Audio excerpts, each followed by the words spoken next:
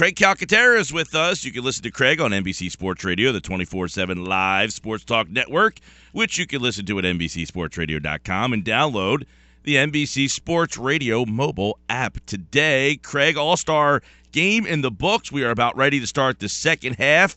And first off, you a fan of the All-Star game, still meaning something? Ever a fan, not a fan, hate it, love it? Never been a fan of this home field advantage in the World Series thing.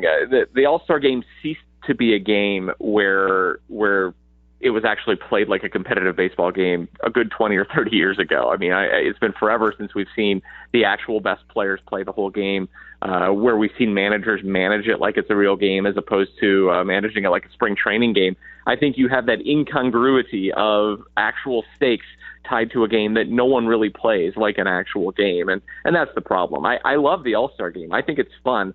I think having all the best players in one place on one night is great. I even like the home run derby and all the pomp and circumstance that surrounds it. Adding one little bit of it to actually count just seems silly to me. Yeah, and we got the start of the second half of the season. We now know the American League will have that All-Star game, or will have the World Series home field advantage. Let's start with the American League then in this second half. Who are right now some of the teams that you like coming out of the American League as we start this second half? I mean, because a lot of times, the Indians have played really well. Do they have staying power? Is there a dark horse team that didn't play well in the first half? What's your overview in the AL as we start the second half? The AL is interesting. Top to bottom, it's probably better, but there's not as many good teams, great teams. I mean, I don't think there's any one team in the AL that's as good as the Giants or as good as the Cubs or on a good day as good as the Nationals, really. But a lot of decent races going on there. Baltimore, Boston, and Toronto are basically interchangeable at the top of the AL East. All have the same problems, tend to have the same strengths as well.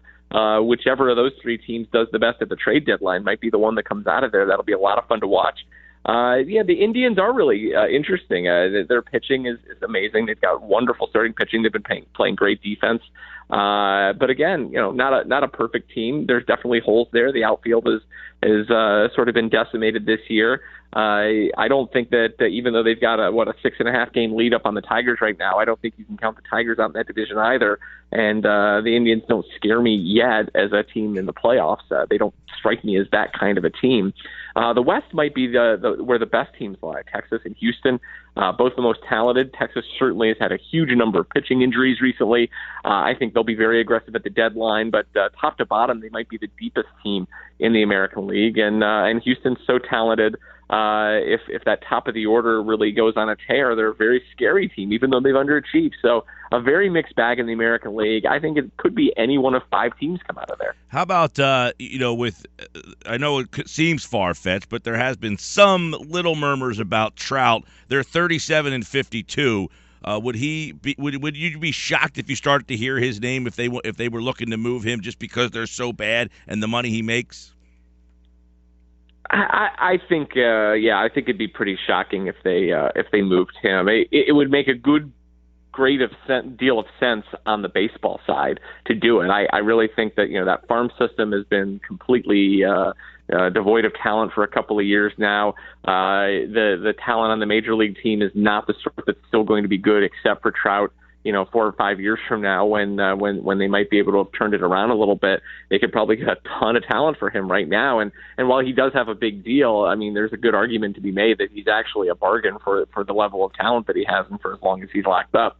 That said, the business side is going to dictate this. What reason does anyone have to go to an Angels game if they're not going to come see the best player in baseball? And when you look at the salary that they're paying him, it's more than offset by the number of tickets of people that come to see Mike Trout play.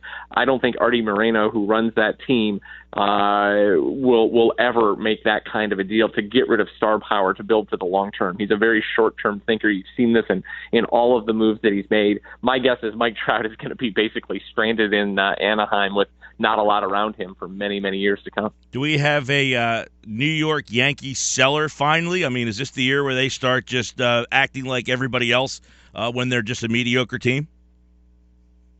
They should. I mean, every time the Yankees win a game, I think right before the break and the week before the break, they beat the White Sox like 10-1 or something in some game, and all my Yankees friends looked at that and they groaned and they're like, "Oh no, this is going to make them think that they can contend," and that's kind of how they do.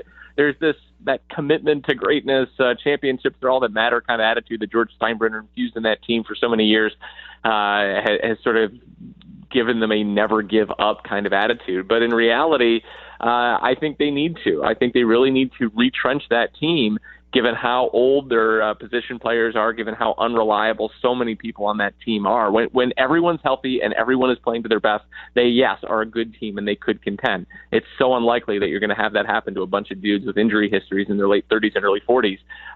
They've got two chips in our oldest Chapman and Andrew Miller, who they could probably get a great deal of talent for here at the deadline. They've also got Nate Eovaldi, who he throws 99 miles per hour, so people will overpay for that, even though he's been erratic. I think it's time for them to sort of say, look, we need to we can't even compete against a mediocre Toronto, Boston, and Baltimore triumvirate of a team here in this division. Let's look now for 3 or 4 years from now. Craig Calcaterra from NBC Sports is with us. Let's shift over to the senior circuit. Washington in the lead. Chicago had pulled away. They were they've won 2 out of the last 10 leading into the All-Star break, but still have a 7-game lead in the Central. Then you got a 6.5 game advantage from the Giants. Not as intriguing. Do you think that will change in the NL? It seems like a pretty solid setup right now. I don't see a lot changing really, because while Chicago has struggled, it's not like St. Louis or Pittsburgh have made up huge amounts in the standings. They've struggled as well, and St. Louis has some injury problems they're dealing with. I think losing Matt Carpenter is not going to help them. That's kind of a problem. And so in Pittsburgh, same issues. I think Chicago is going to be fine. The Mets have injury issues aplenty. The Nationals, very talented team, and I would expect them to maybe even make a move for an outfield bat. So if I had to guess any team right now in Major League Baseball holding on to their current division lead, I would say it's Washington. And then San Francisco, kind of a juggernaut this year. I think Los Angeles has some better baseball in their future than they did in the very uneven first half. Certainly their starting pitching was not what they hoped it would be going into the season, but they're getting Brandon McCarthy back. They might get Brett Anderson back. We saw Kenta Maeda definitely have a wonderful start heading into the break, and Clayton Kershaw I don't think is going to be out for very long with that back ailment. So the Giants look like the best, but I think the Dodgers certainly will give them a bit of a challenge going down the line here towards August. Craig, who are a couple of bigger names to keep an eye on at the trade deadline? Offensive side, someone like a Carlos Gonzalez for the Rockies. He made it kind of clear in a polite way. It wasn't some combative demand, but he went to the front office of the Colorado Rockies a couple of weeks ago and said, he'd like to be traded. Not a lot of talent out there, though, to be honest. Julio Teheran of the Braves is probably the best starting pitcher available, but the Braves, they're not going to win one way or the other this year, and he's under contract for a while, so they might wait until the offseason and see if they can get more for him when 29 teams might be bidding on him instead of, say, 10. Mostly, though, this is about bullpen. We mentioned Miller and our oldest Chapman from the Yankees.